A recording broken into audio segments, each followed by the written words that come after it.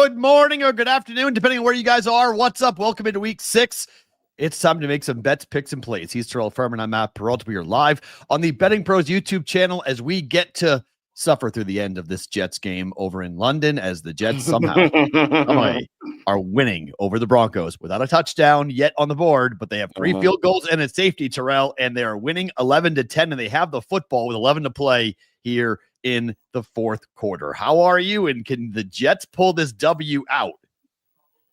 Oh, well, I really would hope not. But for whatever reason, the Denver Broncos are just inept. And I mean, the London games have been horrible this year. I mean, just absolutely horrible. I mean, ugly, disgusting games. And I'm killing myself. I should have just played the under. Should have played the under. This game, we're into the part of the schedule, into the season, where there are 2 things I think the public needs to jump in on. The first is obviously you have to watch where the professional money is coming in, okay? And certain bookmakers will tell you there's certain sharp books out and certain people that I talk to and people that we talk to in the space that can give us a heads up as to like where the real professional master pro money, whatever you want to call it. They were all over the Jets today. I'll tell you about the 2 other teams. The pros are all over as well coming up here later in the program.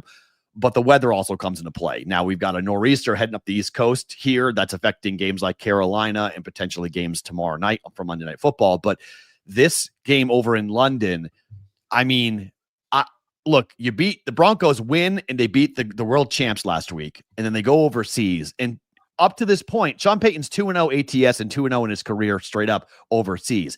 I don't know what Aaron Glenn's been doing, but they're winning. This is like the worst case scenario for the Jet fan in some ways, because Aaron Glenn gets to say, hey, I was winning in the fourth quarter, but this offense with Justin Fields is one of the worst I've seen in a while, Terrell.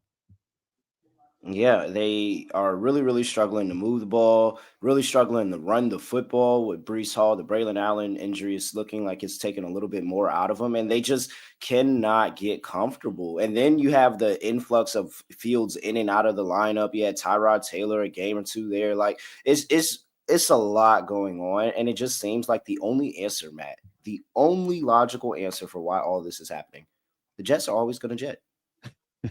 Well, as of right now, they just punted the ball back to the Broncos, so we'll watch how this game. They're going to jet this. They're going to jet this up while we're finishing this up. They're going to have a jet moment while we're finishing this up. I would agree. I think the Broncos are in a good spot to win the game, although I don't think the Broncos cover, which was a very big public side today, thinking the Jets at 0-5 will fall to 0-6. I tell you right now, every bookmaker in the world is pulling so heavily for the Jets to win this game because they will start the day with a gigantic black number because every single money line parlay will be dead because everybody but took the Broncos. Everyone teased the Broncos down.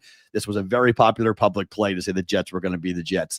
So far, they're up 11-10. We'll see what this defense does. Bo Nix has not played well up to this point. We have a game in Pittsburgh to start the conversation today, Terrell, with the Browns now 6.5-point dogs. Everyone, for whatever reason, is thinking the Pittsburgh Steelers and Mike Tomlin, who is horrific as a favorite, is going to beat up on the Cleveland Browns here today. This is the other game.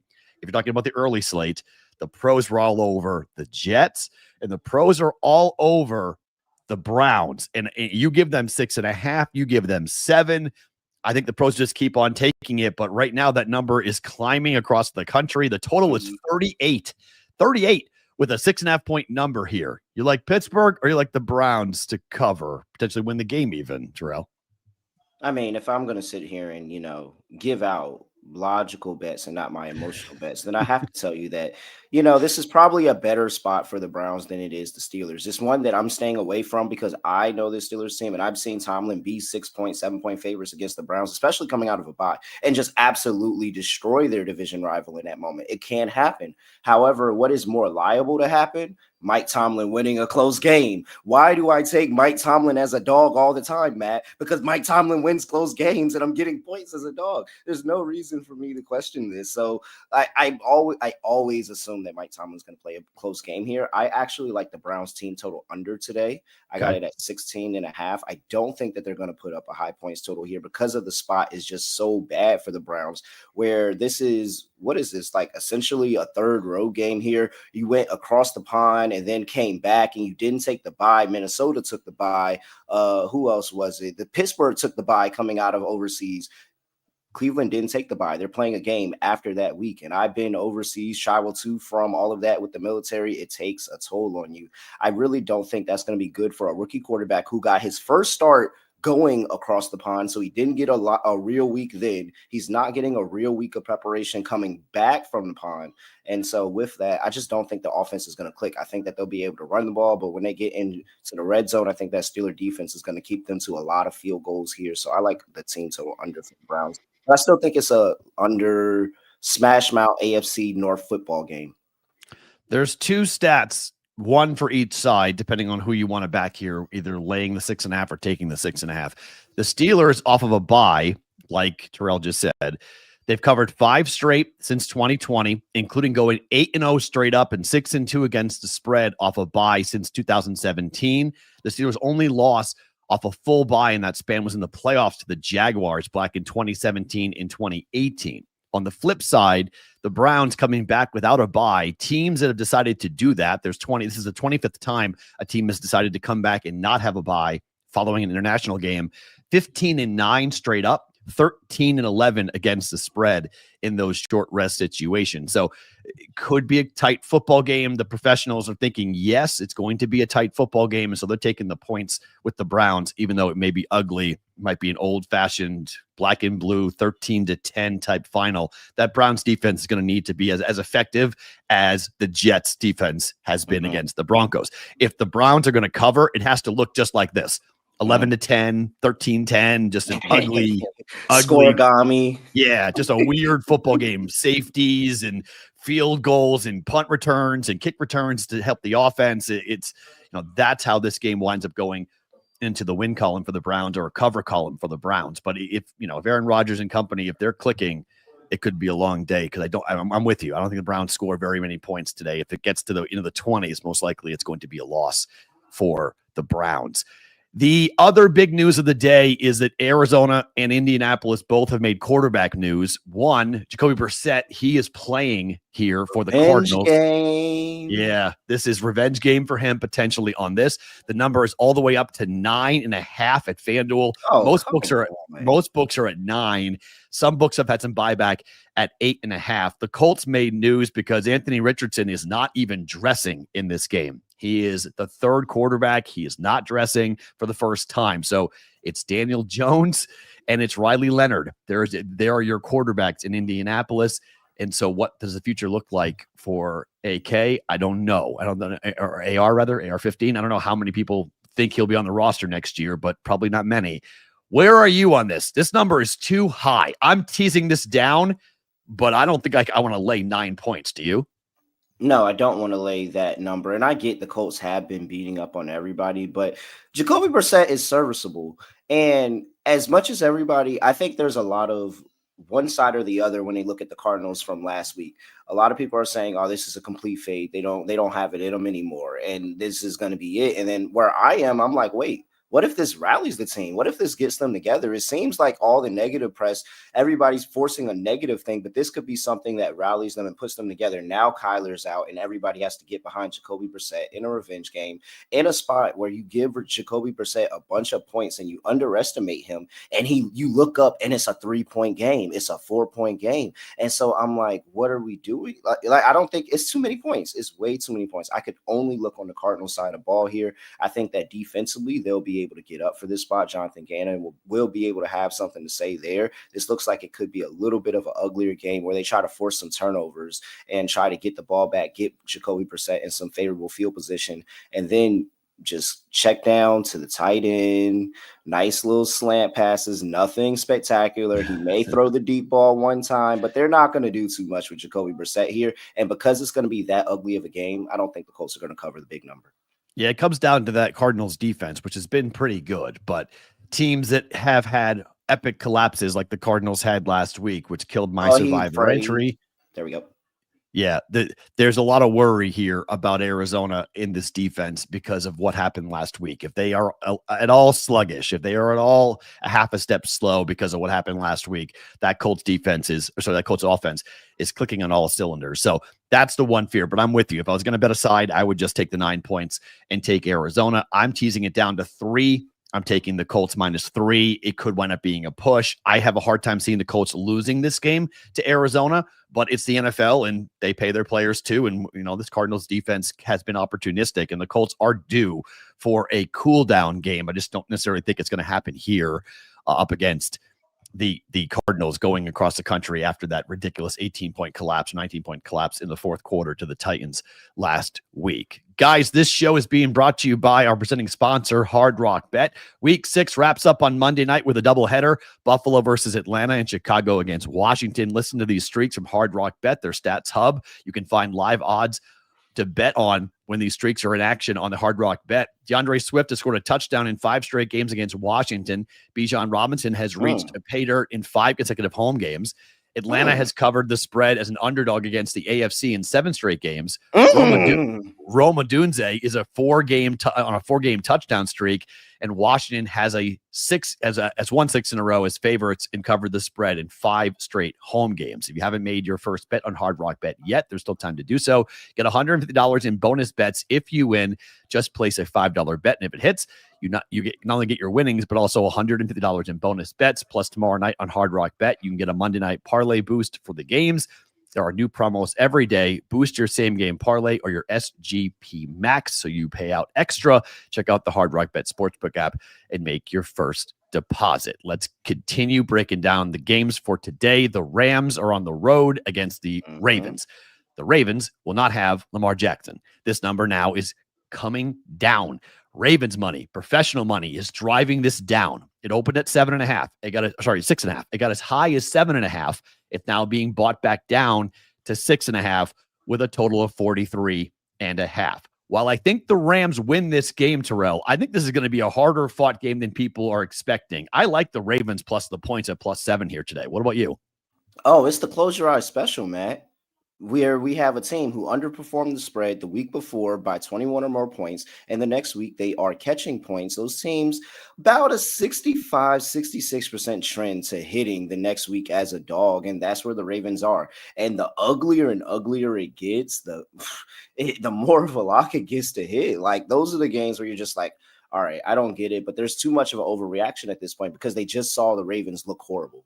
They just saw how bad the Ravens look against the Texans. And so now they're coming in this week and they're overvaluing the Rams, where, believe it or not, people really don't want to believe it. The Rams lost that game to the 49ers. Yep. Like, the Rams are not this ultra perfect team that are going to just walk in here. Now, do I think that they're going to be able to move the football and put up some yards? Yes. But if you have the turnovers like they did in that game, or if Matt Stafford starts throwing interceptions, and this is one of those games, like, Baltimore's defense, while it is bad, they can create takeaways at times. Like, that's never gone away from this team. They're very opportunistic. And so if you tell me that John Harbaugh at home just coaches up this crazy masterclass game and keeps them close, even if they don't win, they're going into a bye. You're trying to get some type of momentum. I could see it. So, yeah, I like the close your eyes special this week with the Baltimore Ravens. I also do like taking the other side of this. I took Matthew Stafford over 252.5 passing yards in this game. I think that at the very least they're going to move the football with Puka Nacua and Devontae Adams and getting up there. I mean, Puka's getting like a buck and change every single week. That's already almost half of the total right there. So I think Matthew Stafford is going to be able to move the ball, push the ball. But let's see what happens when they get into the red zone. Let's see what happens on the turnover battle and if that's going to keep this a close game. 13-11, the Broncos have kicked a field goal, 5 to play in the fourth quarter. The ball goes back to Justin Fields. So barring a pick six here. Hey, why did you say it? Barring a pick six here, if you're on the Jets, you got to feel pretty good right now, okay? So, again, it is the Jets, and if you're wondering when the Jets moment shows up, a pick six here by Justin Fields would be the moment where if you are on +8, +7 on the Jets, where you would literally go into a fetal position and just start sucking your thumb because it would be such a bad beat. But 13-11, let's see if Justin Fields can beat the Broncos and knock out every money line parlay to start the day here today on week number 6. Here's the stat that if I would be a little concerned about if you're going to bet the Ravens. So Sean McVay, as 4-point favorites or higher on the road, is 16-0 straight up with the Rams. He's never lost this game when he has been expected to win on the road. He's won the game by an average of 14 points. So that's my one worry and why I didn't bet it. I get why the professionals are all over the Ravens. I think it's the right side. to be on the Ravens. But McVay has been very profitable, and McVay has taken advantage of doing this big time, like big time here when he's on the road, expected to take care of business. So just a little bit of a, again, trends are your friends till they're not. Seattle and Jacksonville. Oh my. This number's ping-ponging left and right. There is major disagreements in the market about who should be winning this game. Opened at a pick. At one point, Jacksonville was favored. Now Seattle is favored. The total is 47.5. This is a coin flip. I mean, you could tease either side if you want. Take the Jags to 7 if you want as home dogs. I don't hate that, but where are you on Jacksonville hosting Seattle? Yikes. I mean, the teaser angle does sound good, but it can go either way. I'm really interested to see where these two teams go, because I will say, and I can say, I was way further down on both of these two teams, especially the Seattle Seahawks. So Seattle Seahawks offensive line has taken a huge step forward, and that's really a big catalyst to what they're able to do, is how good that offensive line is playing right now. And so I really do like what I see from the Seattle offense, but I think everybody wants to fade the Jags after that win last week. And I don't know. Yeah. I think they won in spite of, and not just kind of, I get it wasn't the prettiest and ugly win, but they got the win. Right. Like, it was a good win. And I think I really was sitting there like, maybe this is the turnaround for the Jags. And this is the Liam Cohen. He's just kind of got this team buying in. He's over there, whether he's trying to fight people or not trying to fight people or whatever people are trying to say, he's got this team buying in right now. And I think the defense is really interesting. I thought the trade for Greg Newsome was also really good, bringing him in on this defense. Now you don't have to play zone all the time. You have a lockdown corner that you can trust in man to go up against these number one options. I don't know, man. I'm really sold on the Jags now, and maybe this is just me kind of hoping that my pessimism about the Seattle Seahawks is still going to work out at the end. But I'm going to go Jags. Justin Fields misses a wide open Garrett Wilson on second down, and on third down, he gets brutally sacked. The Jets will punt the football back to the Broncos, down 13-11 with 3.5 to play in the fourth quarter. Another really bad punt, although they get a huge bounce out of it. Wow, that's fortuitous. The ball is going to go down inside the 15-yard line. So now we're going to see a Broncos offense trying to run the clock out here. Jets have 2 timeouts and the 2-minute warning, so if they can stop the Broncos, they may get the football back with a chance to win the game. But 13-11 at the moment. Broncos trying to run this clock out and win the game here over in London. I'm with you. And this is wild because the Jaguars have been really good.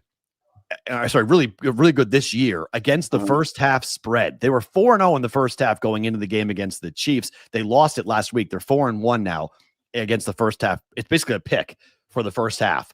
So that's one angle if you want to take this. I don't know what to make of Trevor Lawrence, except that I don't think he's going to run the football all that much. The only prop I've got in this game is Trevor Lawrence under 17.5 rushing yards. I just think Seattle's defense will keep him in the pocket and not let him outside to hurt like what happened against the Chiefs. I think we saw what happens if you allow Trevor Lawrence to get outside the tackles and can run, although Chris Jones probably should go and play hard today because everyone's going to be watching Chris Jones today after what happened in that game. But so I like, that's the only thing I like in this game is Trevor Lawrence to go under his rushing at 17.5. Otherwise this is a coin flip pick 'em. Dallas and Carolina. So the professionals are all over Carolina. This is another huge pros versus Joe's day. Dallas is a public darling, as they always are. Number open at 3.5. We are down to 3 even money. FanDuel, 3 even money. Circa, 3 even money. Superbook, 3 even money. The books do not want to go to 2.5, but they might have to, given the amount of money that's coming in here on the Carolina Panthers at home against the Dallas Cowboys.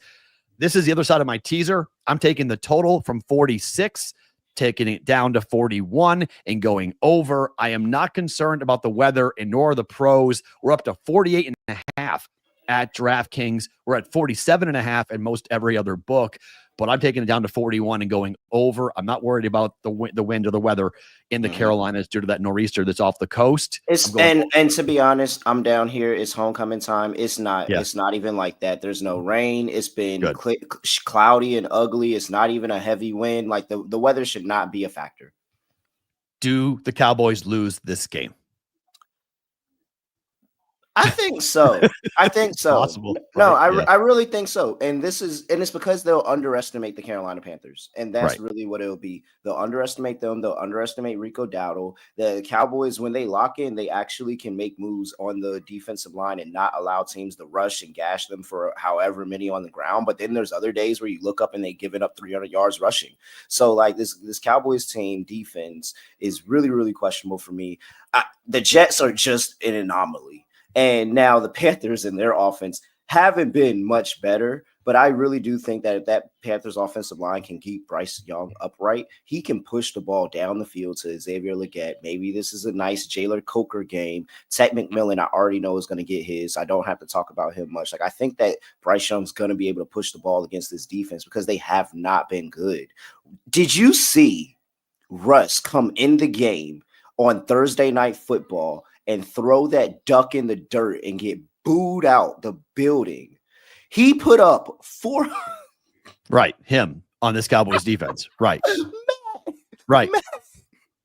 That's why I like the over. I mean, I just think I don't, and the Cowboys aren't stopping. Bryce Young is way better at home. He's 6-10 as a starter at home. He's 1-15 on the road as a starter, straight up. Like he just is a much different quarterback when he's playing at home. Yeah, and so I like the Panthers. They're 2-0 straight up, 2-0 ATS at home. It was a really good comeback against the Miami Dolphins last week. I think this area, everybody's going to be at this game. It's going to be a good amount of Cowboys fans as well, but it's going to be a lot of people here just cheering on the Panthers as well. So I think the environment, I love the overplay. I think that the environment is going to carry both offenses because Dak's going to find a way to move the football against anybody. Yeah, so I'm teasing the Colts down to 3, taking the total from 46 down to now it's 47.5, but I have it down below 40. I have 41. So I cross all the key numbers of 44, 43, and 42 from a total perspective and going over. The Broncos have punted the ball back to the Jets. We have 2:23 to play in the fourth quarter. I can't believe the Jets, they used all their timeouts, but they've got the ball back with a chance to go win this football game with a field goal. So in tons of time, and the 2-minute warning for that matter as well, when it comes to this Jets offense, which has done nothing all day, but all they really need is 30 yards. Oh, and Justin Fields fumbles the snap and is picked up by Bryce Hall, and he runs 8 yards with it. Uh-oh, Denver, you're in trouble. Nick Folk doesn't have the biggest of legs, but he's got a leg that could probably make a 45-yarder. So they're about 15 yards away from at least trying a game-winning field goal. Oh my. Well, we'll keep you abreast of what's happening there. Every single person, every bookmaker in the country is screaming, I mean, Jets. you know what? It would make sense. The Jets can't win in the U.S., and so they have to go overseas to get a W. It all would make sense. To go win. The final game, Chargers and Miami. I know you like the Chargers here. The number is coming down. Professionals are all over Miami. The public's all over the Chargers, even with the injuries that LA is dealing with here because of what Justin Herbert has done on the East Coast. He's been tremendous in the Eastern time zone, 13-6 ATS. Miami, though, catching all the pro money. Why do you like the Chargers, Terrell? We'll see if they can get a pass rush. I mean, they went up against that Carolina Panthers offensive line and still could not generate a pass rush. And that's what it's going to need. I understand the injuries along the offensive line for the Chargers, but if you can't generate a pass rush, you're not going to take advantage of it. So that's where the battle is going to be for me. And I think that's where the pros and the Joes have to decide who's going to win this game. Who's going to win along that line? Is the makeshift offensive line for the Chargers going to win? Or is it going to be the defensive line that can't get to anybody, finally able to get after the quarterback, Justin Herbert, here today? Because if they're in his face, Justin Herbert's not going to have a good day here. They have to throw for 66% of the time for a reason. They don't have the running back room, plus the injuries that they now had on top of it to be able to run the football like that. But they haven't been doing that all year. It's been the Justin Herbert show all year. So now that they understand and they saw against that Commanders game last week, hey, this offensive line sucks. We got to get the ball out fast. We need a better game plan because we're still not going to be able to run the ball regardless. And we're going to have to find ways to get Justin Herbert to go out there and be Justin Herbert, whether it's we get him out moving, we get open things up downfield like that. Like there's so many other ways that I think this is a nice bounce back game for them and where I just want to fade the Dolphins. I just don't trust the Dolphins. So yeah, maybe this is the pros and winning with the Dolphins. Maybe it's a Chargers by 3. That would really kill me, but I'm going to lay the number and fade the Dolphins until otherwise. Chargers don't win close football games. They're 1-10 straight up and 2-8-1 ATS in games decided by 3 points or less over the last 3 seasons. So if this is going to be a win and a cover for the Chargers, you may not have to sweat it. It may be pretty easy for the Chargers to go to Miami and get a pretty easy W coming up on that. Guys, have you downloaded the Betting Pros app yet? You should. Track these bets and get line alerts straight to your phone by downloading the Betting Pros app with Sportsbook Sync. Automatically track your bets across all major sportsbooks in one spot. Easily monitor your bet performance by sport and bet type, including game picks, props, and parlays. Create custom betting systems to find winning trends and profitable opportunities. New users can get 6 months of Betting Pros Premium for free with your first deposit and wager at one of our partner sportsbooks. To learn more about that, you can go to bettingpros.com/premium. All right, we go to the afternoon slate, the 4:25 kickoff between the 49ers and the Bucs. I am going to do it. I'm going to take Baker Mayfield as a favorite. Terrell, I know it's dangerous to do it, but I think the magic wears off here a little bit here. I laid the 3 points. I like the Bucs -3. Give me Baker Mayfield. Where are you on Bucs and the 49ers today? I can't not back Baker anymore. Especially it feels like this season is different. Like he's continuing to do it time after time after time. And sometimes you have seasons where you go on those runs where you're just, hey, fourth quarter comes around and it's money. Baker's a baller. And ultimately this 49ers team, I still have question marks. I don't know if they're going to be able to generate enough of a pass rush to really get to Baker how they need to, because he's got the weapons on the outside that he feels comfortable throwing the ball to and making plays. Ibuka has been amazing this year. Really great pickup for this team. And the fact that the offensive line has not taken a step back, they still have been playing really, really well and keeping him protected. And then has the wherewithal to run when he needs to run and continue to extend downs. Like when you have 4-quarter offense, that's what you're looking for. So it's really hard for me to go against that. We'll see what the Mac Jones experience looks like and portrays today. It was really big last week. We'll see if he can do it again. I don't know, man. I'm with you. I like Baker. I like it a lot better for those who are doing the money line parlays and all of that, because I think that he's going to come out here and get a win. But if you tell me that you push this at 3, I wouldn't be surprised. Yeah, it's possible. The Bucs aren't great. Obviously, when you look at Baker, you want to be backing him as a dog. He is an absolute cash cow now, 16-8 ATS as a dog after last week. This offense, though, I was stunned that they went to the Pacific Northwest and scored 38 points against Seattle. Like that was like, wait, what? So now they come back home in the friendly confines up against a team they should be able to move the football against. The Jets are almost into field goal range. They have a third in about 7 or 8 coming up here with 1:18 to play. The Broncos have 2 timeouts. They're taking their second timeout now. So 1 timeout left for Denver, trying to preserve as much clock as possible here for them in case a field goal is hit by New York. This is going to be an interesting third down call here for the Jets because, well, they've been very conservative and they're only about 3 yards away from Nick Folk's field goal range. So you technically could push it if you wanted to try it and just run the ball here. It's 3rd and 8.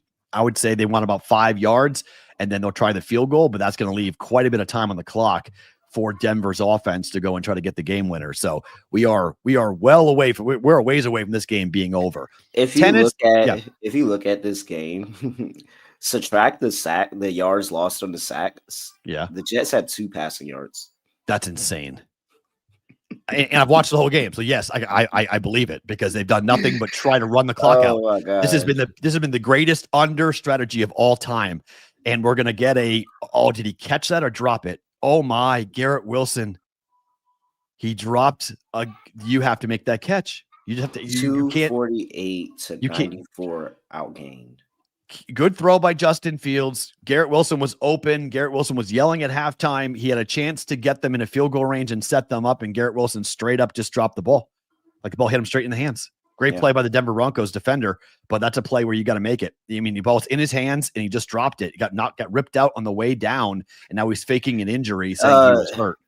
Jets. That's Jet. The Jet. Are they going for this on 4th down? Or are they going to kick it? It's happening. Let's see what happens on this. Oh, they're kicking it. All right, let's see what happens with Nick Folk. This is are they going to attempt it? This is far. If he attempts it, nope, they're going for it on 4th down. Okay. It would have been somewhere around like a 60-yarder. And I don't think Nick Folk can kick that anymore. I don't think he's capable. Maybe 10 years ago, Nick Folk could hit a 60-yarder, but I don't think now, not over season London. So this is your game here on a 4th and 8 play. here for the Broncos, and Justin Fields gets sacked. So big shock. Oh no. Ball does not even get out. He can't even get the ball out. Oh no. Broncos will hold on. It's a sack. Broncos will win the game 13-11. Jets will cover. By 2. Professionals get there on that. If you teased the Broncos down, you are going to win, which is unbelievable. So the Bronco teaser will get there, teasing the Broncos down from 7-1. What an amazing sweat that was for anybody who was on a teaser leg for that. So that gets home. Moneyline gets home, but the +7 comes in, +7.5, +8 for the Jets gets in. I am on the Raiders they here. brought it too. Yeah, they did. They full-blown blitz. Oh man. I'm fading the Titans. The pros are hammering the Titans. They are fading the Vegas Raiders big time. I'm here.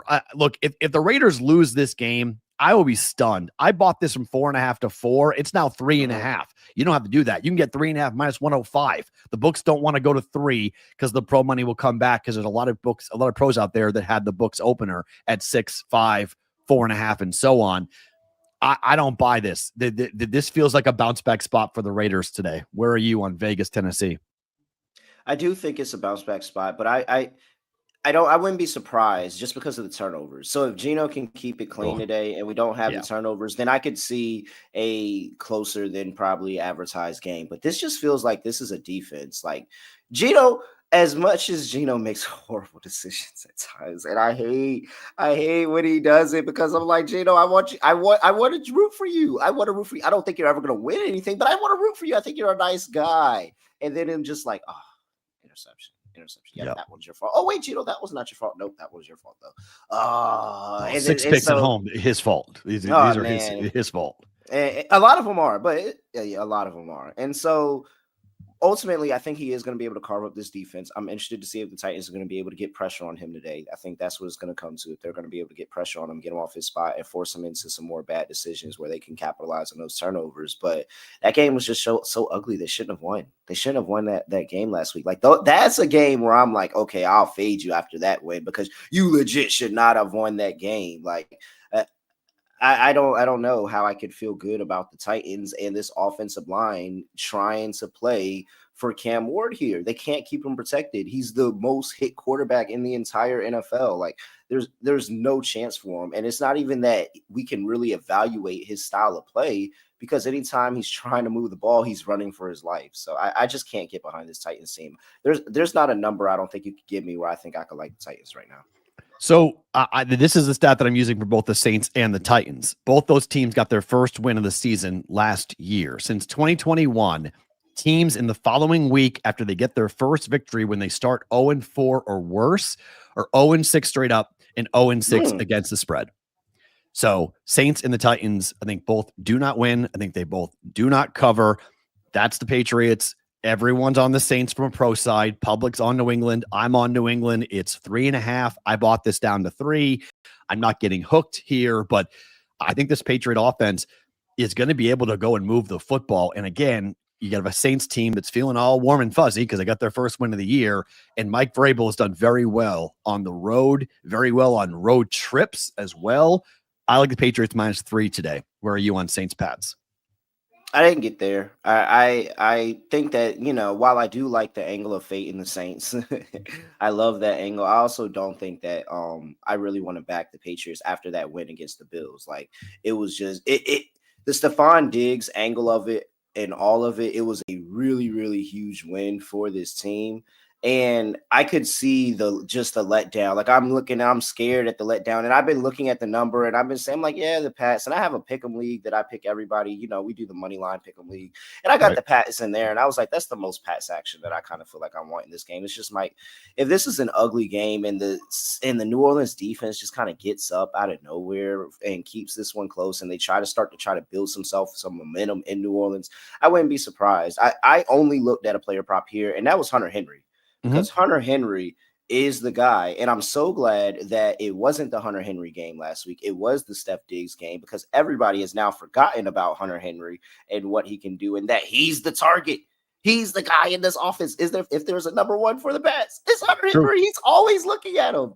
True. I think he's the first read on every play, Matt. I would agree. Do. I mean, that's the Josh McDaniels offense. It's tight ends, Gronk, and and running backs. I mean, he's been so good. He's been good, especially against the blitz. He ranks second amongst tight ends in yards per route run against the blitz. The Saints blitz at the 7th highest rate in the NFL. So now you're getting Drake May back there. Oh, all right, I'm going to Hunter Henry. He's the first read. It's the guy he's already looking at. He's good in the red zone as well. I saw my boy, what was it?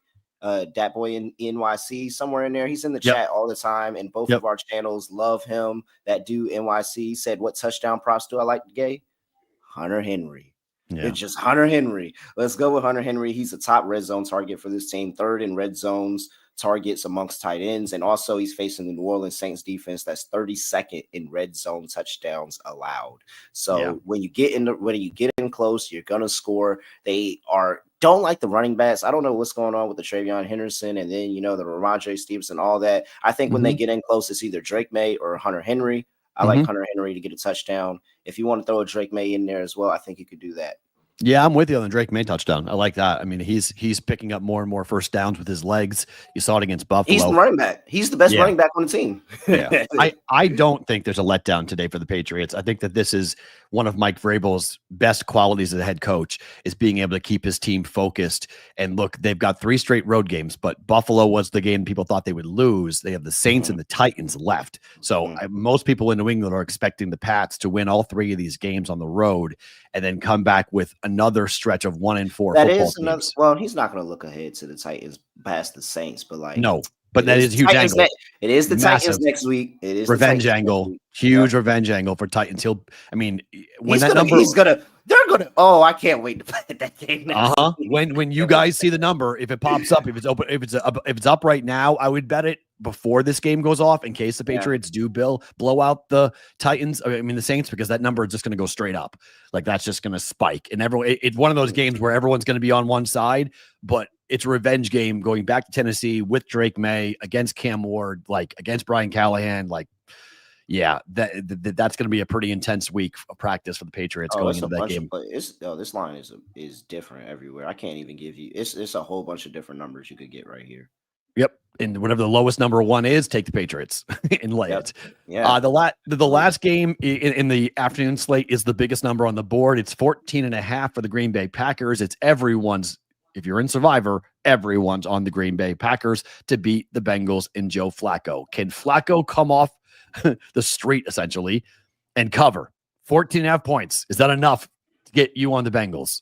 Oh my gosh. If Joe Flacco sends Packers into oblivion in Survivor for the second time, it would be amazing. It'd be hilarious. It'd be amazing. All right, so it would be hilarious. I want no part of this game. I want nothing. I don't nothing to do with this game.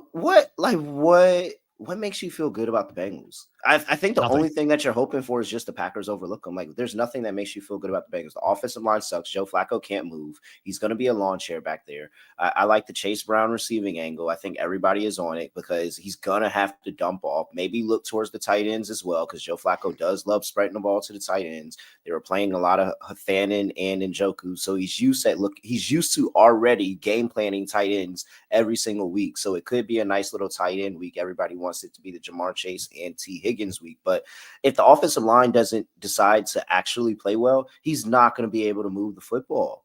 That's just point blank. Like that's the difference. He was at least able to get some solid O-line play in Cleveland for that game, and it was an ugly game. They started running the ball. They can't run the ball at all because Chase Brown can't do anything behind the offensive line. I don't know how they're going to move the football. They had Judkins. He doesn't have Judkins now. That's the difference. He had Judkins. He doesn't have Judkins now. I'm going to be really curious to see how the receivers respond to Joe Flacco with 3 days of practice, 4 days of practice, because he throws the deep ball as well as anybody in the game still. We know this. So if they're just going to chuck it to Higgins and Jamar Chase, I don't know. I mean, we've seen crazier things. I mean, these guys want to play with a quarterback who can throw the ball vertically. And that is not what they had in Jake Browning. They have it now with Joe Flacco, who, according to all reports, picked up the offense very fast. So I don't know. I want no part of this game. I want nothing to do with the total, side, props, nothing. Just watch it to see what happens. And if Joe Flacco can shock the world and have the Bengals beat the Packers and blow up. He beats them twice. I think it blows up. And imagine, I mean, he'll be the Survivor king. I mean, he will literally go and eviscerate the Circus Survivor, 18,000 entries, $1,000 an entry. See you later. I mean, this will kill the entire every Survivor I would love pool. to see it. I would love to see it. I would love to see it. It would be amazing. The Bengals win. I choose violence. If you want chaos, there's your chaos game of the day. Guys, one more reminder that you can score 6 months of BettingPros Premium for free. You just make a deposit and place your wager at a partner sportsbook. Premium gives you access to things like the Sharp AI tool, betting systems, the prop bet cheat sheet, and the same game parlay builder, and more. All the tools you need to bet smarter. Claim your upgrade now at bettingpros.com/premium. The last game is Sunday night. It's the Chiefs at home against the Lions, and you want to talk about the game of pros versus Joes. It's today. The public is running to the window and betting the Lions like this game's already been played. The Chiefs are getting dramatic professional money, but we haven't gone to 3 yet. They're staying at 2.5 for a reason, because there could be some buyback on the Lions at +3. I like the Chiefs. You like the Chiefs. Why? Can you tell me who's playing corner for the Lions right now off the top of your head? Like, it's horrible. And you're telling me that an offensive line that is actually playing pretty solid for the Chiefs right now, like they probably would beg for that kind of offensive line playing the Super Bowl last year. And he's going to carve them alive. There's no push. If you saw this end of that game where the Bengals were just moving the football in garbage time, and I get it's garbage time, but that is indicative of what they had to deal with because they didn't have any other options in the corner. They didn't. And so now Patrick Mahomes is about to come in here after a loss. They are desperate. Can't go to 2-4. Can't go to 2-4. Got to go find a way to get back to 500 and start building some momentum for the rest of the season. I don't think that they're going to be able to get past that offensive line. And if Pat Mahomes has time to even just sit back there in the pocket or extend plays with his legs, he's going to find the open man. Like, that is what they've been constantly doing. I think this is a very big Xavier Worthy game as well. And so that's going to help all of this. We're going to see points here because I don't think the Lions are just going to go into the night easily. I think they're going to score their own amount of points. But at the end of the day, I don't think they're going to be able to get a stop on Patrick Mahomes when they need it. They might not even get into this situation where they have a fourth quarter stop that they need to get in the last 2 minutes. But with that secondary, I don't think they're going to be able to get that stop if they need it. So regardless, I think it's KC by a field goal at the worst. Watch the weather here. Watch the wind here, okay? If this is going to be a windy game, a windy night game in Kansas City, it could really impact both offenses.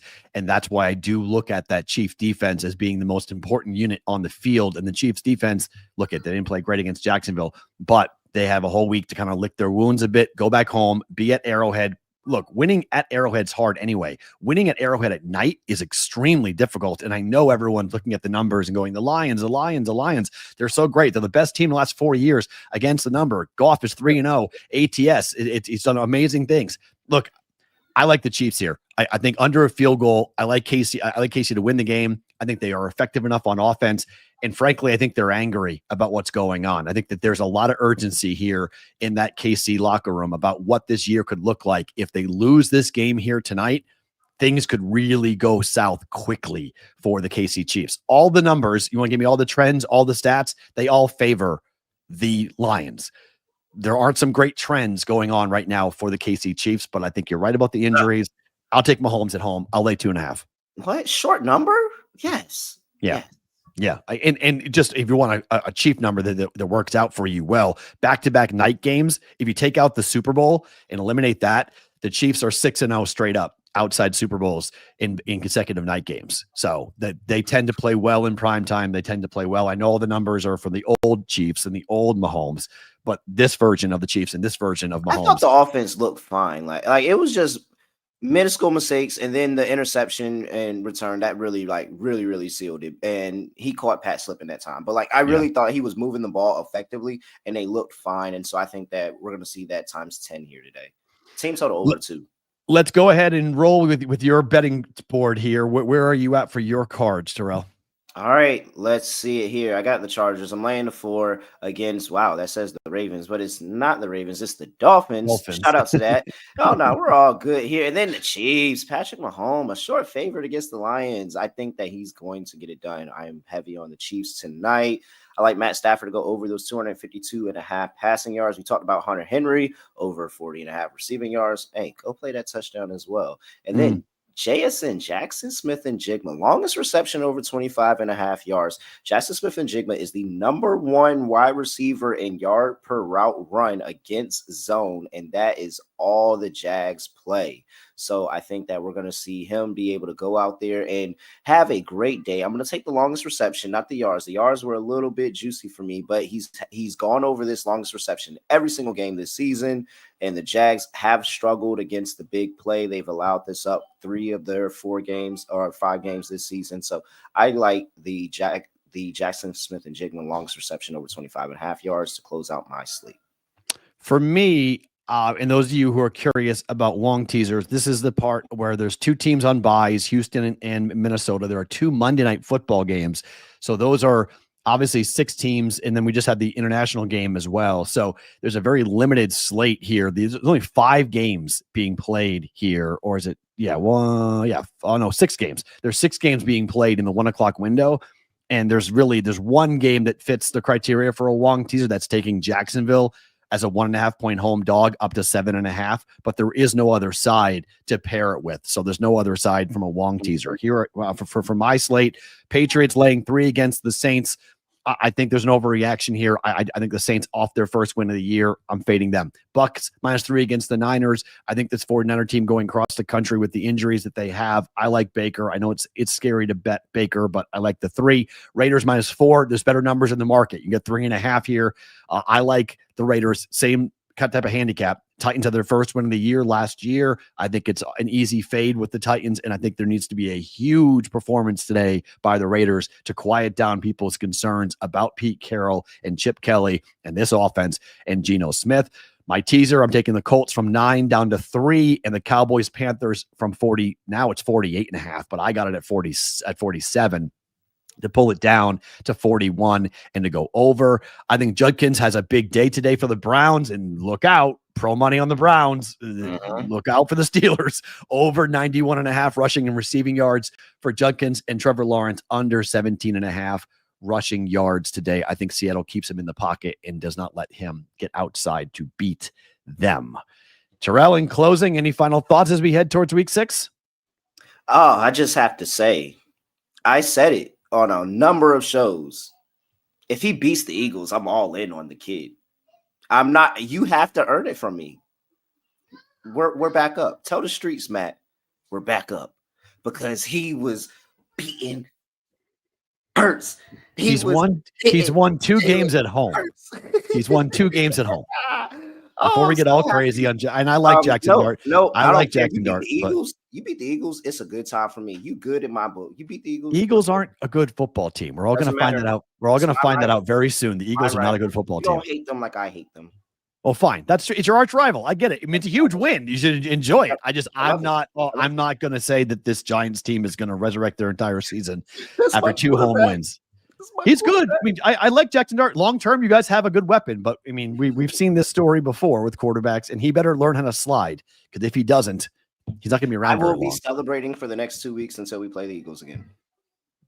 Well, that's crazy, right? Because if the Cowboys win today, the Cowboys go to 3-2-1, and they have the Commanders next week at home. If they beat the Commanders, they're 4-2-1. If you guys beat the Eagles again in 2 weeks, that would be in Philadelphia. I don't think that happens, but if you did, my bet for the Cowboys to win the division is looking phenomenal. Matt, if we sweep the Eagles, I will do a backflip on this stream. I'm not saying it's impossible. I'm telling you, there's big problems in Philly. There's big problems, and it's a lot of mental problems. It's not really like talent problems. I think AJ Brown someone's on their way out of there. I don't think that it can coexist. You can't have a team, a quote unquote star meeting with Saquon Barkley, Jalen Hurts, and Devontae Smith, and you don't invite AJ Brown. Mm-hmm. Like, that's bad. No. That's really bad. Let's see what happens. I think the Raiders and the Patriots both to play well today. Let's see how that all goes out. He's Terrell Furman. I'm Matt Perrault. Thank you for being here. We're back next week, week 7, every Sunday, noon Eastern time, breaking down the entire slate here on the Betting Pros YouTube channel.